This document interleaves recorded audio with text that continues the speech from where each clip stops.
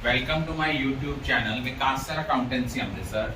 Today I am going to discuss with you basic terminology for accounts. That is for the beginners, the students who are studying accountancy for the first time. So I will discuss certain terms which will be used in the accountancy. Number one is capital. What is capital?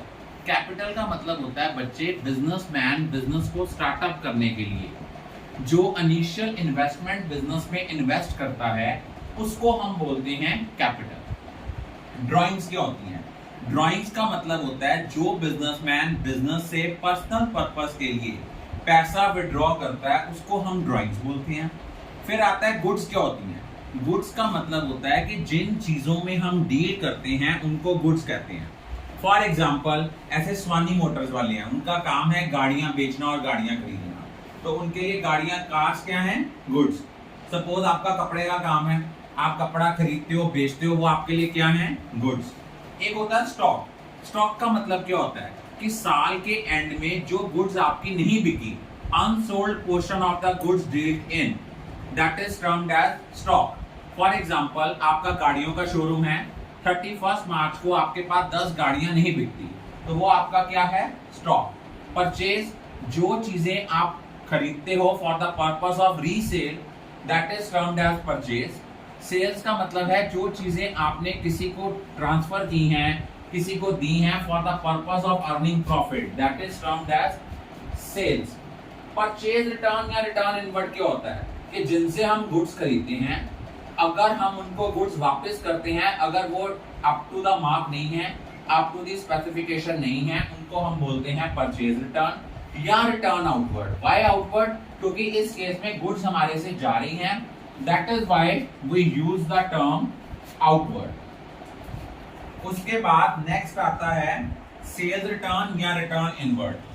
जैसे हमने किसी से खरीदी हुई चीजें वापस बेची, वैसे कोई हमारे से खरीदी हुई चीजें भी वापस दे सकता है ना, वो चीजें हमें वापस आती हैं, that is termed as return inward. अब रेवेन्यू का मतलब क्या होता है? जब आपने किसी को कोई चीजें बेची हैं या सर्विसेज रेंडर की हैं, जो उनसे अमाउंट आपने रिसीव की है या लेने वाली अमाउंट ड्यू हुई है, वो आपका रेवेन्यू है।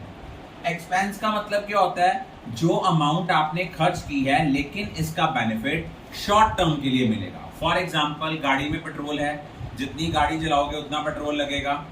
मंथली रेंट है, हर महीने पे करना पड़ेगा। मंथली स्कूल फी है, हर महीने पे करनी पड़ेगी। रिसिप्ट का मतलब क्या होता है? जो अमाउंट आपने रिसीव की है बाय सेलिंग ऑफ गुड्स या बाय रेंडरिंग ऑफ सर्विसेज या बाय सेलिंग ऑफ एसेट्स, वो आपकी रिसिप्ट है। रिसिप्ट दो तरह की होती है, कैपिटल और रेवेन्यू। कैपिटल रिसिप्ट वो रिसिप्ट होती है जो नॉन रेकरिंग इन नेचर है, कि अगर आपने ये रिसिप्ट ले ली तो आपका सोर्स ऑफ इनकम हमेशा हमेशा के लिए खत्म हो गया। मान लो मैंने अपना बिजनेस था, मैंने अपना बिजनेस एक्स को बेच दिया, तो मेरा सोर्स ऑफ इनकम हमेशा के लिए खत्म हो गया, वो है कैपिटल रिसिप्ट। फिर रेवेन्यू रिसिप्ट वो रिसिप्ट होती है which is recurring in nature, जैसे सेल ऑफ गुड्स है, बार बार होनी है। स्कूल ने आपसे फी हर मंथ चार्ज करनी है, लैंडलॉर्ड ने रेंट हर मंथ आपसे लेना है। प्रॉफिट का मतलब क्या होता है? प्रॉफिट का मतलब होता है कि अगर आपका रेवेन्यू ज्यादा है और एक्सपेंसेस कम है, वो आपका क्या है? प्रॉफिट है। उसके बाद नेक्स्ट आता है लॉस।